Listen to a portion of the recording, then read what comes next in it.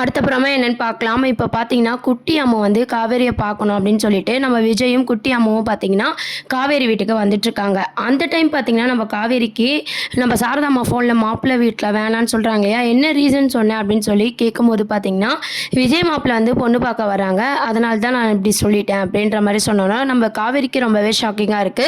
ரொம்பவே கோவப்படுறாங்க, டென்ஷன் ஆகுறாங்க. யார கேட்டு இந்த முடிவு எடுத்த? அப்படின்ற மாரி காவேரி கேட்குறாங்க.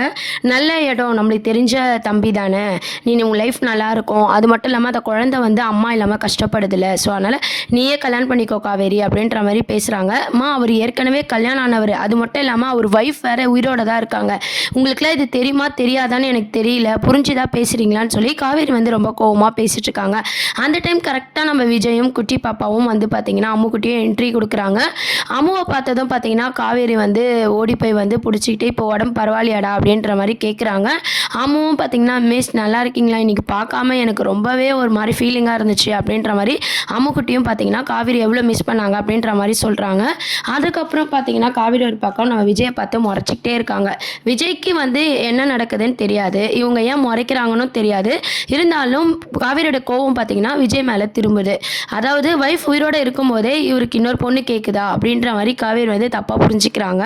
அதுக்கப்புறம் வந்து எங்கள் அப்பா இன்றைக்கி என்னெல்லாம் வாங்கி கொடுத்தாரு தெரியுமா அப்படின்னு சொல்லிட்டு எல்லாத்தையுமே பார்த்திங்கன்னா அம்மு வந்து ஷேர் பண்ணிட்டு இருக்காங்க காவேரி கிட்ட. காவேரியும் ஒரு பக்கம் அந்த கதையெல்லாம் கேட்டுட்டு நம்ம விஜயை முறைச்சிக்கிட்டே இருக்காங்க. விஜய்க்கும் ஒன்றுமே புரியல. சாரதாம்மா பார்த்தீங்கன்னா 2 பேரும் முகத்தையும் பார்த்துட்டு இருக்காங்க. அப்புறம் எரிச்சலாக எரிஞ்சு விழுந்துட்டு இருக்காங்க காவேரி விஜய் கிட்ட. விஜய்க்கு அதெல்லாம் ரொம்பவே பார்க்கவே கஷ்டமாக இருக்குது. நம்ம சாரதாம்மாவும் பார்த்தீங்கன்னா காவேரி திட்டிகிட்டே இருக்காங்க, ஏன் வந்தவர்கிட்ட இப்படிலாம் பேசிகிட்டு இருக்க அப்படின்னு சொல்லிட்டு. அதுக்கப்புறம் விஜய்க்கும் ஒன்றுமே புரியல. நம்ம அம்முவும் விஜய் அங்கே வந்து கிளம்பிடுறாங்க. அதுக்கப்புறம் பார்த்தீங்கன்னா வீட்டுக்கு போனதும் நம்ம விஜய் கேட்குறாரு, என்ன ஆச்சுன்னே தெரியல, காவேரி நல்லா தான் காலையில் இங்கேருந்து போனா, இப்போ ஒரு மாதிரி கோவமாகவே இருக்கிறா தாத்தா அப்படின்ற மாதிரி தாத்தா கிட்ட கேட்கும் போது தாத்தா என்ன சொல்கிறாருன்னா, மனசில் நினச்சிக்கிறாரு நம்ம போய் கேட்ட விஷயம் வந்து சாரதா சொல்லியிருப்பா போல், அதான் காவேரி கோவப்பட்டிருப்பா அப்படின்ட்டு. சித்தியும் தாத்தாவும் பார்த்தீங்கன்னா விஜய் கிட்ட நாங்கள் ஒரு விஷயம் சொல்லணும் விஜய் அப்படின்ற மாதிரி ஆரம்பிக்கிறாங்க. விஜய் கிட்ட இந்த விஷயத்த சொல்கிறாங்க. காவேரிக்கு இப்போதைக்கு ஞாபகமே வராது, நீ ஞாபகம் வரும்னு நினச்சிட்டு இருந்தீங்கன்னா அது முட்டாள்தனம். குழந்தைக்கு ஒரு அம்மா வேணும் இல்லையா, உனக்கு ஒய்ஃப் வேணுன்றதை விட குழந்தைக்கு ஒரு அம்மா வேணும். எத்தனை நாள் தான் நம்ம வெயிட் பண்ணுறது, நீ ஃபஸ்ட்டு படி பார்த்து நம்ம காவேரியை வந்து கல்யாணம் பண்ணிக்கோ. அதனால் வந்து காவேரிக்கு பழசு ஞாபகம் வரும் சான்சஸ் இருக்குது. ஞாபகம் வரலனாலும் பார்த்தீங்கன்னா நீ அம்மு காவேரி 3 பேரும் ஒன்றா இருப்பீங்கள, அது போதும் எங்களுக்கு. நாங்கள் பண்ண தப்புக்கு இது பிராச்சிதமாக செய்கிறோம், இது மட்டும்தான் இதுக்கு தீர்வாக இருக்கும் அப்படின்ற மாதிரி தாத்தா சொல்கிறாரு. சித்தி சித்தப்பா எல்லாரும் பார்த்தீங்கன்னா விஜய் கிட்ட பேசிகிட்டு இருக்காங்க.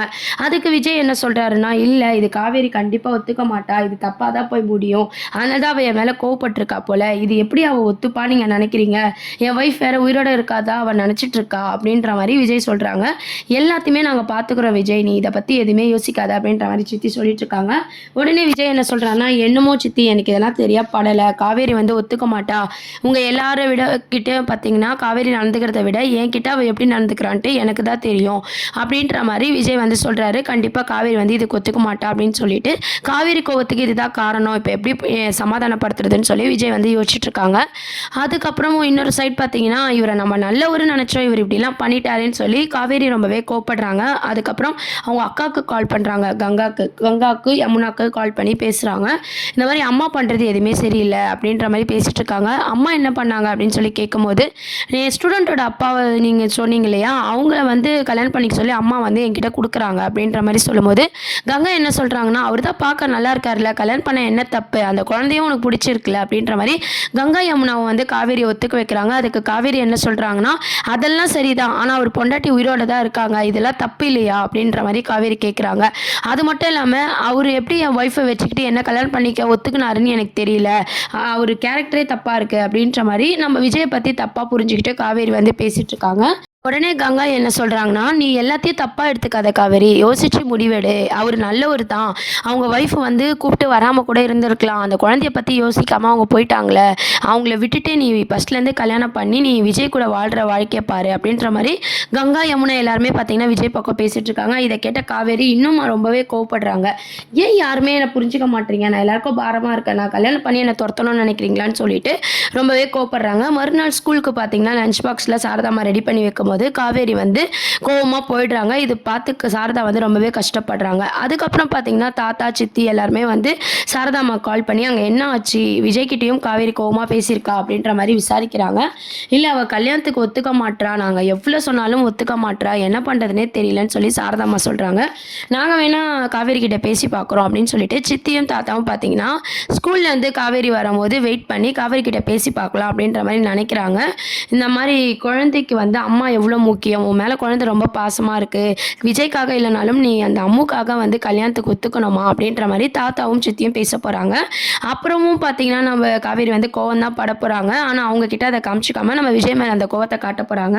அப்புறம் சாரதாமாவும் பார்த்தீங்கன்னா காவேரி கிட்ட பேசாமல் இருக்காங்க. இன்னொரு சைடு தாத்தா சித்தி எல்லாருமே வந்து நம்ம காவேரி கிட்ட பேசி போனதெல்லாம் பார்த்து காவேரி வந்து யோசிக்கிறாங்க. அம்முவும் பார்த்தீங்கன்னா அடிக்கடி நம்ம காவேரி கிட்ட எவ்வளோ க்ளோஸாக பழகுறாங்க அப்படின்றதையும் வந்து காவேரி யோசிச்சு வேற வழி இல்லாமல் என்ன பண்ணுறாங்கன்னா அப்படியே சைலண்ட் ஆயிடுறாங்க. உடனே சாரதாமாவும் பேசுறது இல்லை, அம்மாக்காகவும் அம்முக்காகவும் இந்த கல்யாணத்துக்கு நான் ஒத்துக்கிறேன் அப்படின்ற மாதிரி கல்யாணம் வந்து நடக்க போகுது. அடுத்த ட்ராக் அப்படின்னு பார்த்தீங்கன்னா மகாநதி சீரியலில் வந்து விஜய் காவேரியோட லவ் ட்ராக் கொண்டு வருவாங்கன்னு பார்த்து இப்போ மேரேஜ் ட்ராக் தான் கொண்டு வராங்க. இதுக்கப்புறம் தான் பார்த்தீங்கன்னா விஜய் வந்து எவ்வளோ நல்லவர் அப்படின்ற ஒரு உண்மையும், விஜய் வந்து இந்த கல்யாணத்துக்கும் விஜய்க்கும் எந்த சம்மந்தமும் இல்லை, அவர் வெயிட் தான் பண்ணிட்டு இருந்தார், இது அவங்க வீட்டு பெரியவங்க எடுத்த முடிவு அப்படின்ற உண்மைலாம் நம்ம காவேரிக்கு தெரிய போகுது. இதுக்கப்புறம் கல்யாணத்துக்கு அப்புறம் தான் நம்ம விஜய் வந்து காவேரி புரிஞ்சுக்கிற மாதிரியான சீன்ஸ்லாம் வந்து அப்கமிங் ப்ரோமோவாக கொண்டு வராங்க. அது மட்டும் இல்லாமல் ஸ்கூலுக்கு போகும்போது பார்த்தீங்கன்னா விஜய் வந்து நம்ம 2 காவேரியுமே வந்து ஒன்றா தான் ட்ராப் பண்ணுறாரு. ஏன்னா எல்லாரும் ஒரே வீட்டில் இருக்கிறதுனால மூமெண்ட் வந்து அப்படி கொண்டு போகிறாங்க. நம்ம விஜய் காவேரி குட்டி அம்மு எல்லாரும் ஒரே வீட்டில் இருக்கிற மாதிரியான சீன்ஸ் தான் இதுக்கப்புறம் அப்கமிங் ப்ரோமோவாக கொண்டு வராங்க.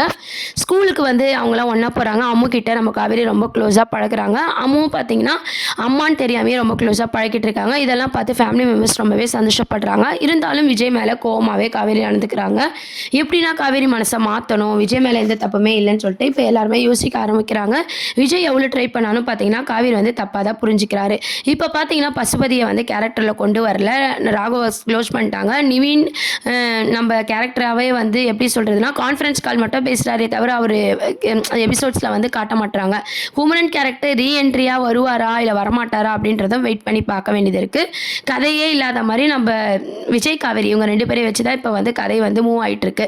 ஸோ அதனால் 2 பேரும் கல்யாணத்துக்கு அப்புறம் எப்படிலாம் வந்து விஜய் சமாதானப்படுத்த போகிறாங்க, காவேரி விஜயை லவ் பண்ண போகிறாங்க, லவ் பண்ணதுக்கு அப்புறமா தான் நம்ம காவேரிக்கு பழசெல்லாம் ஞாபகம் வர மாதிரி சீன்ஸ் எல்லாம் வந்து கொண்டு போய் சீரியலை வந்து முடிக்க போகிறாங்க. இதுதான் வந்து அப்கமிங் ப்ரோமோவாக வருது. இதுக்கு நடுவில் பார்த்தீங்கன்னா நர்மதா, அதாவது சப் கலெக்டர் யமுனா இருக்காங்க, கங்கா இருக்காங்க இல்லையா, நர்மதா அவங்க லாஸ்ட்டு தங்கச்சி, அவங்களும் படிப்பு முடிச்சுட்டு வர மாதிரியான சீன்ஸ்லாம் கொண்டு வர போகிறாங்க. குமரனும் நம்ம நிவினியும் காமிச்சா இன்னுமே பார்க்கவே சுவாரஸ்யமாக இருக்கும். பசுபதி ரீஎன்ட்ரி ஆவாரா இல்லை அவர் வேறு ஷூட்டிங்ஸில் வந்து பிஸியாக இருக்காரு அப்படின்ற மாதிரி பசுபதி கேரக்டரை காட்டாமல் நார்மலாக பார்த்தீங்கன்னா விஜய் காவேரி சேர்ந்துட்டு சீரியலை வந்து முடிச்சிடுவாங்களா அப்படின்றதெல்லாம் வெயிட் பண்ணி பார்க்க வேண்டியது இருக்குது. இப்போ அடுத்த ட்ராக் எல்லாருமே ஃபேன்ஸ் எல்லாருமே எதிர்பார்த்த மாதிரி விஜய் காவேரியோட மேரேஜ் ட்ராக் தான். அதுக்கப்புறம் விஜயோட லவ் சீன்ஸ்லாம் இருக்கும்.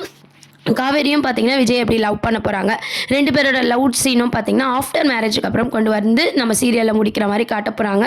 கடைசியில் கிளைமேக்ஸ் தான் வந்து காவேரிக்கு வந்து பழசெல்லாம் ஞாபகம் வந்து எல்லாரும் சேர்ற மாதிரி இருக்கும். இதெல்லாம் தான் அடுத்த அப்கமிங் ப்ரோமோவாக இருக்குது. இதை பற்றி உங்கள் கருத்துக்களை கமெண்ட் செக்ஷன் சொல்லி சேனலையும் மறக்காமல் சப்ஸ்கிரைப் பண்ணுங்கள்.